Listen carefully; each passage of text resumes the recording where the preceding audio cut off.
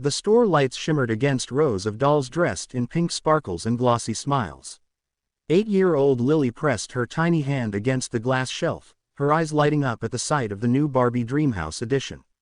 She turned to her mother with a grin so pure it could melt anyone's heart. "Mommy, that one. That's the one I want for my birthday." Her mother, Claire, froze for a moment. She forced a smile, her heart twisting painfully as she looked at the $59.99 price tag. It might as well have been $5,999. Rent was due. Groceries were running low. The gas tank was nearly empty. She knelt beside Lily and brushed a strand of hair from her daughter's face. "Sweetheart," she whispered, her voice trembling, "I can't afford a Barbie for your birthday." The light in Lily's eyes flickered but didn't die. She looked up, smiled softly, and said, "That's okay, Mommy. You can just hug me extra tight." Claire blinked away tears as Lily ran ahead, humming to herself, unaware that her small words had just cracked her mother's heart wide open. That night, after tucking Lily into bed, Claire sat at the kitchen table, staring at her bills and the empty space in her wallet. The world felt heavy. She had 2 shifts tomorrow, a manager who didn't understand, and dreams that always seemed one paycheck too far. Still, she whispered a prayer, not for money, but for strength. The next morning, she headed to work at the local diner. The bell jingled as she walked in, apron in hand, smile already practiced. She greeted customers, poured coffee, and hid her exhaustion behind kindness. By noon, a man in a worn jacket took a seat at the counter. He was quiet, his eyes tired, his clothes suggesting a life that hadn't gone as planned. She served him coffee and a sandwich, the cheapest on the menu. When he reached for his wallet, he hesitated. I don't have enough," he muttered, embarrassed.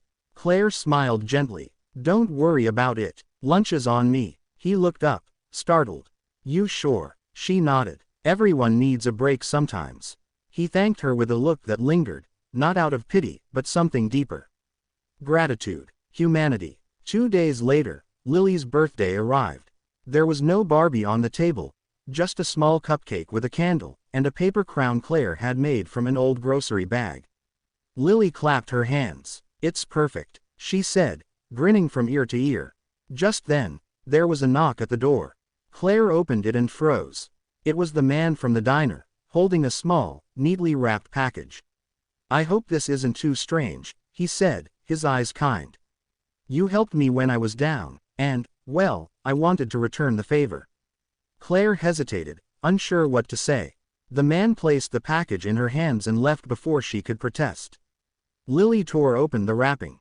Inside was a brand new Barbie doll, the very one she had seen in the store. Claire covered her mouth, her eyes filling with tears. "Mommy, look, she's perfect," Lily squealed, hugging the doll close.